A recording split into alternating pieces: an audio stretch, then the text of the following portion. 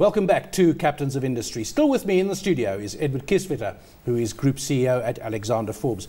Edward, moving from the business to the personal now, you were at SARS, Alexander Forbes, financial services company and that sort of thing, services to pensioners and so on. But you started as an electrical engineer. How did that come about? David, I'm probably a typical case of adult attention deficit disorder. I can't concentrate on anything for too long. So when I went through my engineering studies, as much as I enjoyed the analytical and design work that engineers and technical people get involved in, I also had the need to interact with people. And so I made a very strange move. I was invited then into a lecturing post and started teaching engineering, mathematics and science. So it was a way of combining my technical and analytical skills and my engineering background with the teaching role, and that provided the people dimension that I required. And I think from there things got out of hand, because I have a simple maxim that says anything worth doing is worth doing well. So I said, well, if you're going to be a good lecturer or teacher, you may as well study some teaching. So I did a postgraduate diploma in engineering and mathematics education at University of Cape Town. And I enjoyed that so much that I followed it with an honours degree in maths and science education, and then had the wonderful privilege to do a master's degree in cognitive development, which is the teaching of thinking skills. And I think that's where I really honed a lot of the way that I approach my work. And during that period, I had the wonderful privilege to study at Harvard University in the States. And another master's degree from Northwest University, which you got cum laude. Master of Commerce degree. So your attention deficit disorder, at least you can concentrate for a year or two on something. Did you get bored with SARS? I mean, I never get the most fascinating place in the world can get boring once you've had enough of it. I never get bored because, you know, if things go too quiet, you create your own crisis, and then you've got something to cope with. When I joined Eskom, I'd never had formal management training, so I did the executive MBA through Henley. And then, true to my maxim, when I thought I'm going to have to oversee and manage and approve large tax settlements, I said, I better learn something about tax, which is why I then registered for the master's degree in tax. So it is always driven by this need to grow and to learn more, but also to do things that you choose to do it thorough, to do it well. An old schoolmaster friend of mine once said, he said, no one under 50 should ever say they're bored. And he said, and no one over 50 should either. Exactly. I agree with him completely. Let's go back for the tertiary thing we've talked about, and it's clear how you've moved from one thing to... You've followed your interests, but you've also qualified yourself as you've gone. Schooling? I went to school in a township in Cape Town, Kensington, and had a really basic, poor, typical township schooling experience. My parents, and I really thank them for that, had an ambition for us. And because of that, I ended up at a school called Harold Cressy. By the way, the same school Trevor Manuel went to. He was more of a senior than I. But at Harold Cressy, we had incredible teachers who taught us and raised our social awareness, our political consciousness. And I think the 5 years I spent at the high school really shaped me into a balance between one's own personal excellence and interest to understanding that ultimately you're here to make a difference. Whether you look at that in a social sense or in a spiritual sense, we're here to be a blessing. So there's a theme here. There's your family, there's the school that you were lucky to go to which got those values. Pravin Gordon later on, there's a sort of common theme. And I suppose one could ask, did you seek these things out or did they seek you? But when was that period? Because I would think it was a time of struggle politics, of apartheid, of the 1980s certainly. A decade of a nervous breakdown for South Africa, and some terrible things happened and some good things came out of it. I think, you know, we had teachers like Victor Ritchie, Helen Keyes, who were stalwarts in the struggle and chose education as their way to make their contribution. And quite importantly, I think it shaped one's sense, it made one aware of the inequities in our society. And in South Africa was this interesting place where we graded people. So, you know, so-called coloured people were meant to, and you know, given the sense that they're a little bit better than black people. There was a sort of league table. And there was a league table. And so you weren't quite at the bottom of the league table, and you weren't quite at the top of the league table. So this whole sense to make one compliant and subservient, thankfully, that never stuck. And then I think, to your earlier question, you then seek out people who are the role models and the icons of that which you stand for. And that is the huge privilege. My parents themselves thankfully anchored me on the other end. That I didn't become quite, you know, a dysfunctional radical either. My parents blessed us with a home that gave us a clear sense of identity, a solid spiritual, God-fearing foundation. And also, from my father, I learned the ethic of hard work. And I still have that today, probably took it to the other extreme.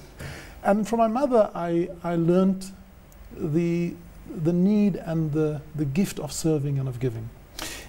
Being on the wrong end of the apartheid thing, or as you say, in that league table, but certainly not on the top of the league table, it could have been tempting to be bitter, to be angry, and to let that anger affect your development and affect where you were going. A lot of people were, justifiably. Were there particularly bad times where you really got discouraged at the place you'd been born into and what you had to put up with? Many of those experiences. I remember applying for a job, and with my surname you sometimes can get away with getting at least to the interview. And then when you arrive there, people say, but sorry, you don't qualify. This was meant for white people. And at that point, you want to grab the glass and just smash it into the face of the guy who interviews you. And you have to restrain yourself.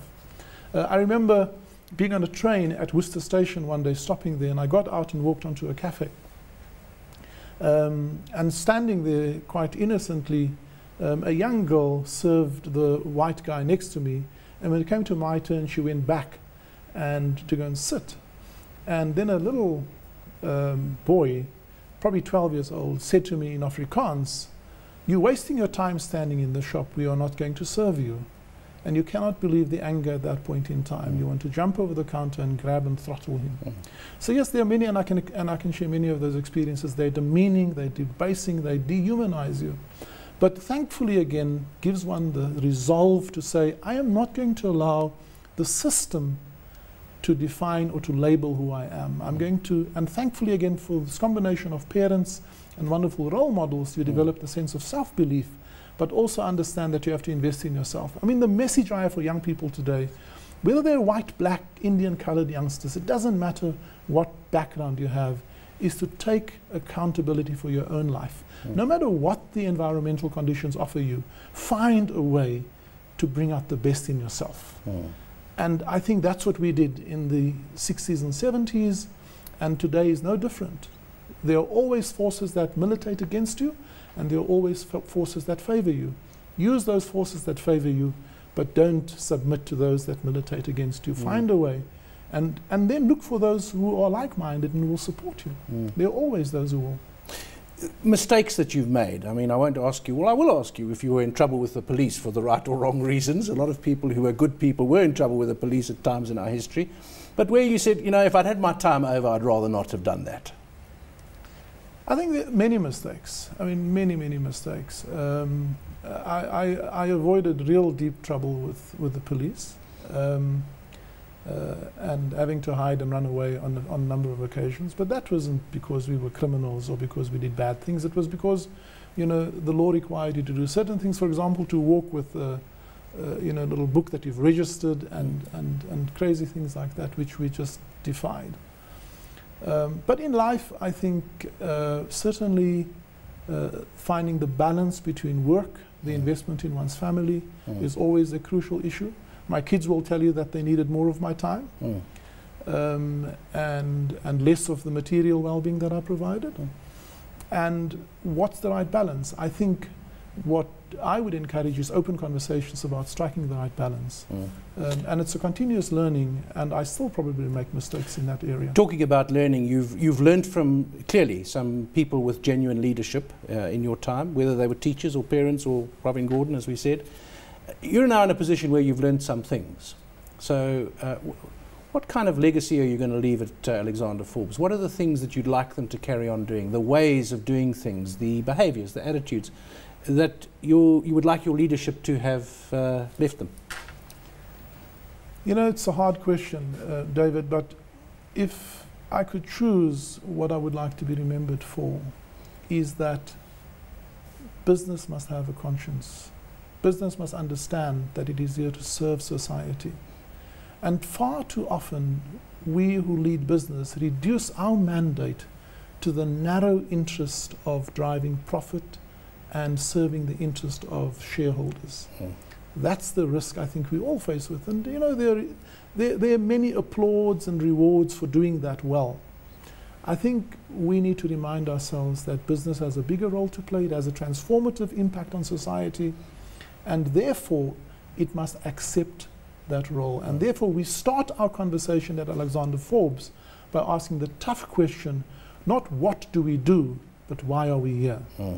And when I started in this role, that's the active conversation we started. We developed a wonderful model that we call SERVE, and we say we are here to provide impactful service that touches people's lives. We touch people's lives. When you hand your savings to us, we give you nothing back. You know, your hard-earned savings. When you buy a risk cover from us, we give you nothing back except a policy document. What we're actually exchanging with you is a promise. And we must live up to that promise. We must earn that trust as an organization. And to do that, we are clear that when I speak to our staff, I say, people don't care how much you know until they know how much you care. And therefore, we must spend more time demonstrating care and less time demonstrating our knowledge. I'm going to have to hasten us towards the end. I wasn't meaning to imply that you're about to leave Alexander Forbes, and I have no idea what you intend to do or how long you're supposed to stay there, but what do you still want to do? I think at the end of this assignment of Alexander Forbes, and it will be an assignment that I certainly have no intention to give up pretty soon. Of course, unless my shareholders or my bosses fire me, which is quite another matter. But for me, I would like to return to a role of service, of greater service in a non-commercial space, whether that is working with government or in other areas of society.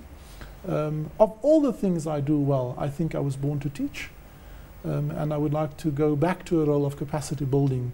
Leadership is a dearth, and it's a huge demand in our country. And I think I have made many mistakes, but also have had many privileges.